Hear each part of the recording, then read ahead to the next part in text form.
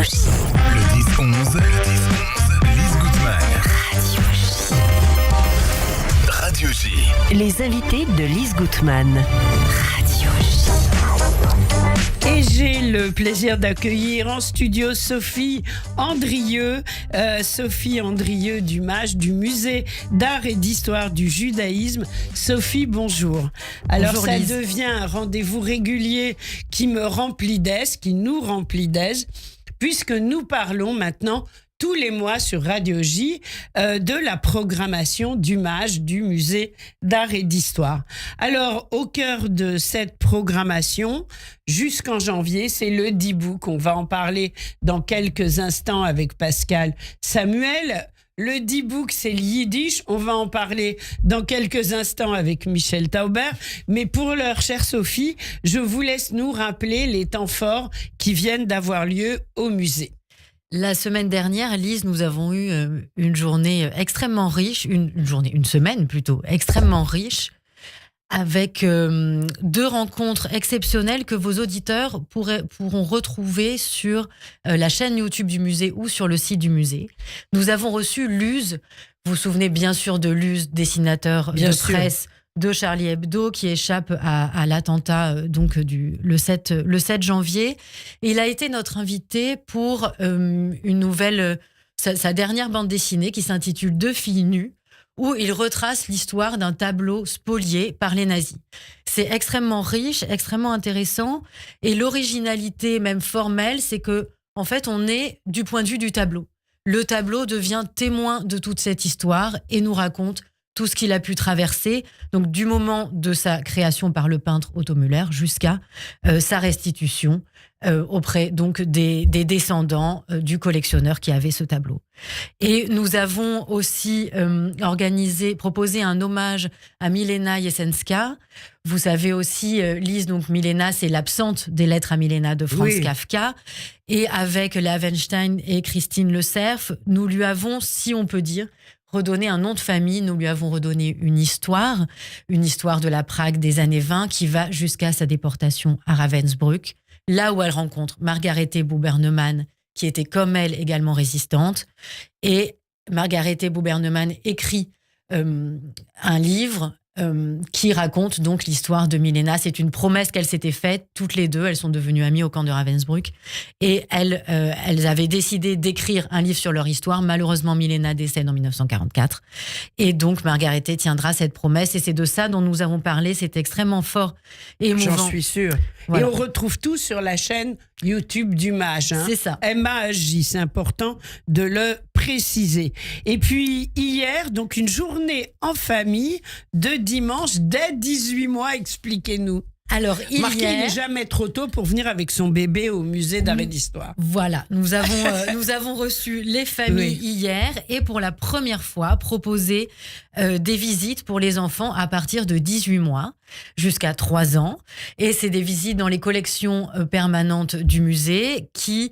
Avec des bouts de choux qui couraient partout. Avec des bouts de choux qui avec couraient, le doudou qui et le étaient pouce. sages, voilà, et qui devaient chercher les petites bêtes cachées dans les œuvres exposées au musée. Mais Donc, nous avions aussi d'autres ateliers pour enfants de 4 ans à 12 ans. Oui, donc de beaux événements, de grands événements, et quand on les rate, la chaîne YouTube c'est quand même génial parce que on peut y retourner.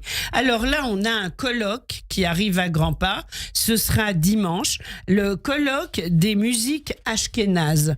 Alors c'est entre autres organisé par Alice Mazen et Michel Tauber, avec qui je pense nous sommes en ligne. Tout à fait. Voilà, Tout à fait. Michel, bonjour. Bonjour. Voilà, merci d'être avec nous ce matin pour nous présenter un peu ce qui va se passer dimanche prochain au MAJ. Alors, c'est donc un colloque. J'ajoute une toute petite précision. Bonjour d'abord tout le monde, et bonjour Lise, et bonjour Sophie, et les autres. Il s'agit de musique ashkénaze en France. Oui,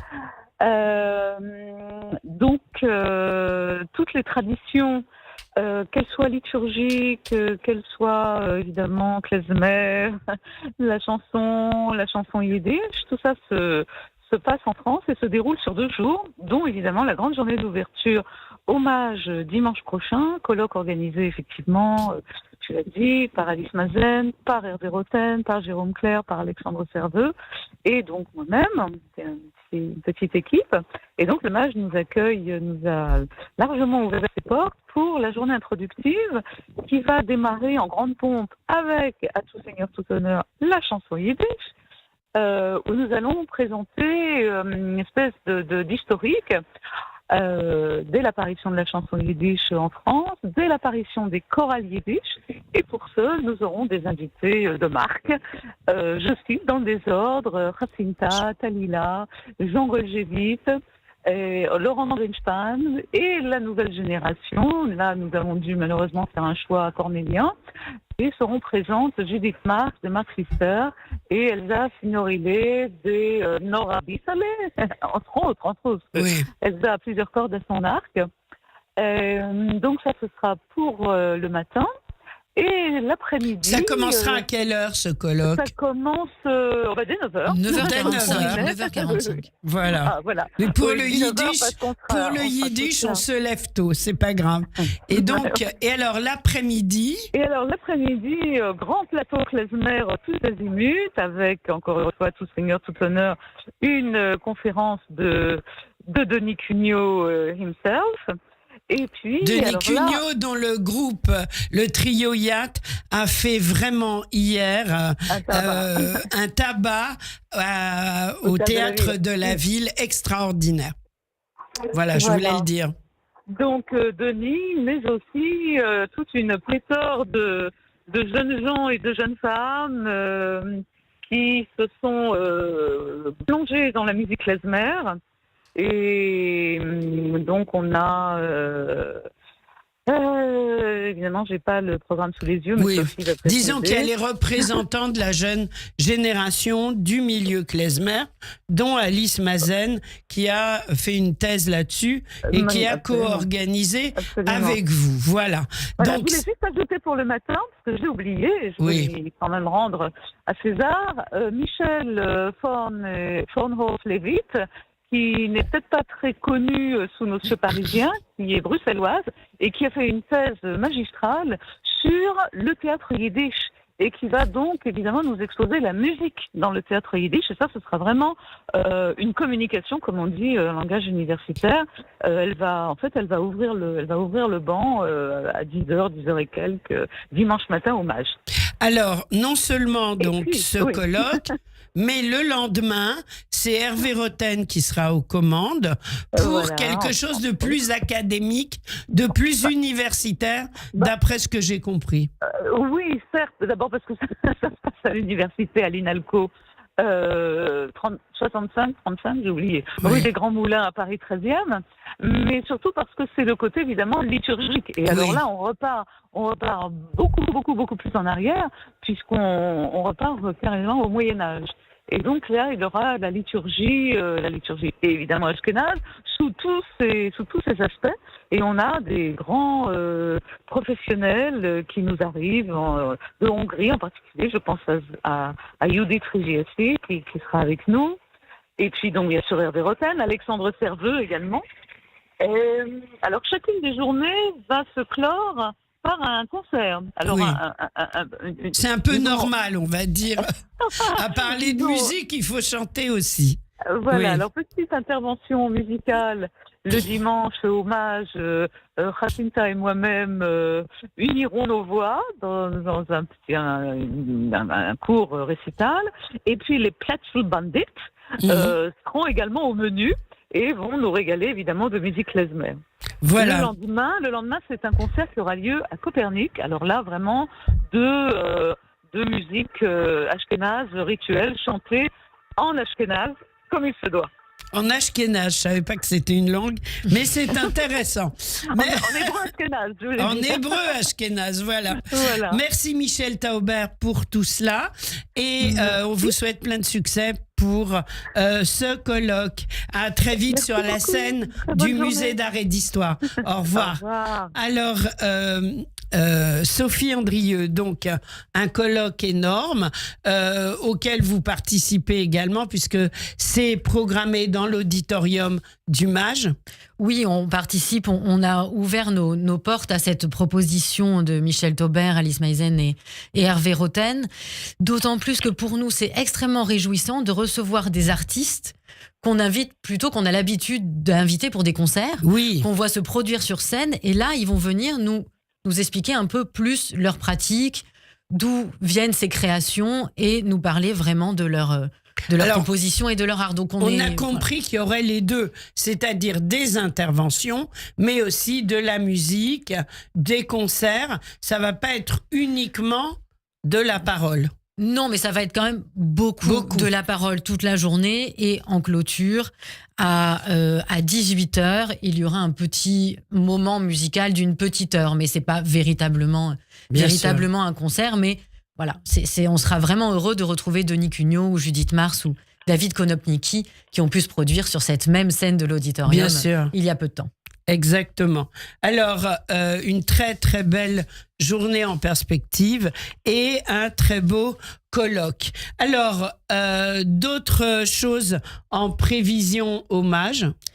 Alors, mercredi 16 octobre, nous recevrons l'historien de l'art Paul Bernard Nourreau, qui a réalisé véritablement un travail colossal, une histoire de l'art d'Auschwitz, qui vient d'être édité par l'Atelier Contemporain.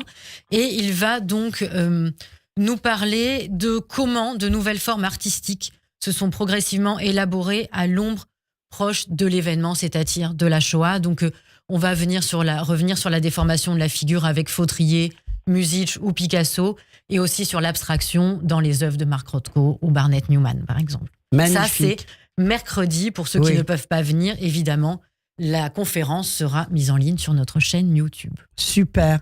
Et puis, vous me parliez de Raphaël Enthoven. Oui, et donc la semaine suivante, mardi 22 octobre, Raphaël Enthoven nous lira ses lettres à un ami arabe sur la scène de l'auditorium. Oui, ça va être aussi un moment émouvant et intéressant. Il faut réserver. On va sur maj.org, maj.org, c'est la clé. Aujourd'hui, on réserve. On ne vient pas comme cela directement. C'est mieux de réserver. Après, on peut tenter sa chance le jour même, mais c'est une petite prise de risque. Alors, moi, j'ai une sous-question. Il y a un D-book dans les couloirs du musée? Il y a beaucoup d'e-books. Oui, il y a beaucoup. Ça fait peur. Non. ça fait très peur, mais ça a beaucoup plu aux enfants ce week-end, samedi, et ça leur plaira beaucoup pendant les vacances scolaires. Oui. Parce que nous organisons et nous allons proposer plusieurs ateliers pendant les vacances, et notamment autour du D-book. Mais oui, les ateliers du MAGE, je ne peux que les conseiller, et depuis toujours, c'est exceptionnel, c'est une pédagogie incroyable, alors inscrivez vos enfants. Voilà, et puis c'est par tranche d'âge toujours. C'est par tranche d'âge, c'est important. De 4 à 7 ans ou de 8 à 12 ans. Voilà. Il y a plusieurs propositions d'ateliers, de thématiques, donc n'hésitez pas. C'est super. Pascal Samuel est en ligne avec nous. Bonjour Pascal. Bonjour Lise. Alors vous êtes la commissaire d'exposition de l'exposition sur le D-book Fantômes du monde disparu, une exposition qui se tiendra jusqu'au 26 janvier. C'est quoi cet intérêt pour le D-book qui revient? Il revient à chaque génération, Pascal? Exactement, il revient à chaque génération, et puis ce D-book nous donne l'occasion de faire une exposition qui est un peu comme une invitation à faire une grande traversée à travers la culture yiddish, depuis les œuvres de Marc Chagall, mais aussi d'explorer le cinéma, parce qu'on oublie parfois que ce n'est pas qu'une question d'une culture qui s'exprime seulement dans la littérature, mais c'est aussi une culture qui s'est exprimée fortement au cinéma. Donc on revient là-dessus, et puis effectivement, on parle de la génération de Chagall, mais aussi de celle de Sidney Attendez, Lumet. On vous entend mal. Est-ce que vous pourriez essayer peut-être de bouger un petit peu? Je suis sur un téléphone fixe, pourtant à mon bureau, hommage. D'accord. Est-ce que là, vous m'entendez mieux? Un peu mieux, oui. Voilà. Voilà. Donc, effectivement, j'étais en train d'essayer de répondre à votre question. Est-ce que ça concerne toutes les générations? pour vous dire que ce sont des créateurs à la fois de la génération de Marc Chagall, mais aussi des créateurs nés après-guerre, comme Sidney Lumet ou Leonard Bernstein, qui se sont intéressés à la figure du D-Book jusqu'à des créateurs d'aujourd'hui. Alors, justement, donc, quels vont être... Je sais qu'il y a la projection du film qui est complète, mais vous avez rajouté, je crois, une projection. Oui, Sophie. Alors, on rajoute, en effet, c'est déjà complet. Donc, merci beaucoup. On se réjouit du succès de cette projection.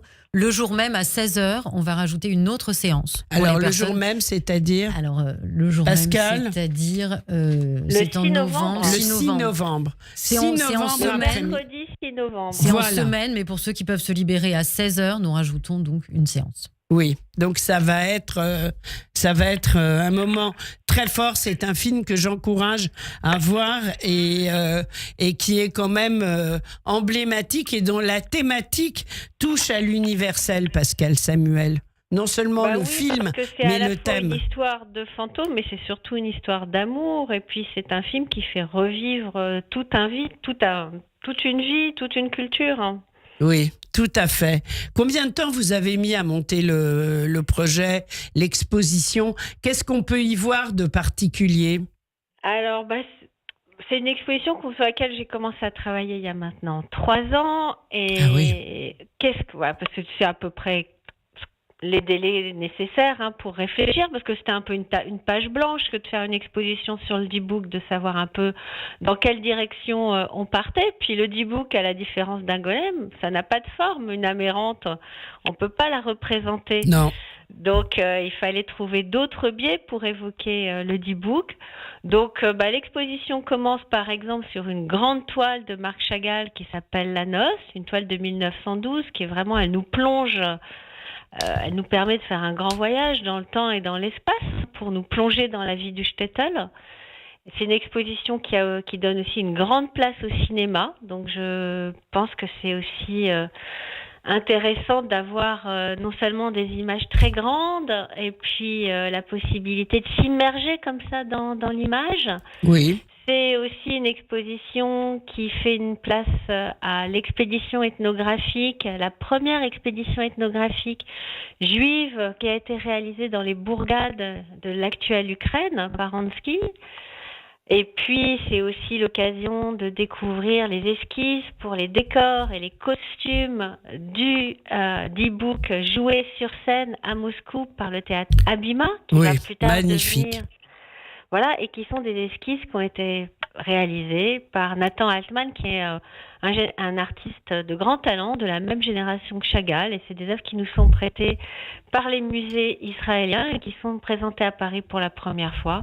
Donc il faut y courir à cette exposition. Merci Lise, en tout cas je vous y accueille très volontiers très prochainement. Ah ben bien sûr, avec plaisir. On laisse passer juste les fêtes et après ce sera avec même bonheur. Alors je voulais juste mettre un petit point d'orgue, on parlait des enfants, mais vous avez pensé aux ados avec un mystery game. Tremblay, le D-Book est au musée, c'est pour les adolescents et ce sera le mercredi 30 octobre à 17h et le jeudi 26 décembre à 18h. Inscrivez vos jeunes à l'avant, c'est une idée géniale, bravo, et des bonnes idées comme celle-là, vous n'en manquez pas au musée, il faut aller sur le site mash.org. Merci Pascal Samuel, bravo pour cette expo et on a hâte de la découvrir, on y court, merci. Alors Sophie Andrieux, cette expo elle représente quoi pour vous ? Cette exposition... Vous aviez entendu parler du D-Book, évidemment. Bien sûr, nous avions d'ailleurs déjà projeté le film. Oui, le film je me souviens. À l'auditorium. Et cette exposition, c'est une manière de redécouvrir une légende juive et de la faire découvrir aussi à d'autres générations, à de nouvelles générations. Mais oui. Hier, d'ailleurs, j'y étais avec mes enfants et avec des amis à eux. Et c'est une manière de se réapproprier aussi cette grande figure et de voir aussi comment elle a pu aller au-delà du monde juif, notamment dans le théâtre polonais ou dans la danse contemporaine. Et c'est extrêmement fort de voir la persistance de cette figure-là. Donc pour moi, c'est vraiment une très belle exposition. Oui, il y a une modernité au niveau de la danse dans ce film assez incroyable. Ah, dans le film, oui, c'est un Oui. film expressionniste avec une Complètement. chorégraphie vraiment incroyable qu'on pourrait même s'amuser à reprendre et à détourner Évidemment. tellement. Et d'ailleurs, c'est la scène qui ouvre l'exposition. Vous pouvez voir cette scène où donc Léa est dans à ce moment, au moment de la noce, et il y a donc le Dibou qui est incarné un peu comme un fantôme qui Oui. arrive et qui danse avec elle. Et c'est une chorégraphie vraiment, vraiment magnifique. Donc, on y va, toutes générations confondues. Tout à fait. On y court. D'abord, toutes les informations pour s'inscrire sur mage.org. L'expo, c'est jusqu'en janvier. Donc, on a On a le un peu le temps. temps. Et là, les vacances de mi-trimestre arrivent à grands pas. On en profite. Mais je pense qu'on a fait le tour. Merci beaucoup d'avoir été avec nous, chère Sophie Andrieux. Merci, Et Lise Gutmann. on termine avec la très belle voix de Michel Taubert, accompagné au piano de Denis Cugnot, et histoire de se mettre dans l'ambiance du colloque du vin. Merci beaucoup. Merci, Au revoir. Lise. Spielst mir nie in der Luft jiddisch. Es mag sein, mis nagdisch oder siddisch. Als die Buben ju allein soll können du's verstehen. In Tage ins alle gehen. Oi, oi, oi, spiel. Klezmerl Spiel, wie ein jiddisch Herz mit Gefühl. Spiel, spiel, spiele Tänzele vor mir, spiele Wette mit ner Schuhe, mit Gefühl. Spiel, je mir an Igendel von Leben, zu sehen und zu sprechen, als die Kinder groß und klein sollen können du's verstehen. In Tage ins alle gehen. Oi, oi, oi, spiel, spiel, Klezmerl Spiel, wie ein jiddisch Herz mit Gefühl. Spiel, spiel, spiel Tänzele vor mir, spiele weiter mit ner Schuhe, mit Gefühl. Spiel, je mir an Igendel fin Schulem, es soll nie sein Kacholem, nur a Schulem. Als die Kinder groß und klein sollen schon können du's verstehen. In Tage ins alle gehen. Oi, oi, oi, spiel, spiel, Klezmerl Spiel, wie ein jiddisch Herz mit Gefühl. Spiel, spiel, spiele Tänzele vor mir, spiele weitig mit ner Schuhe, mit Gefühl.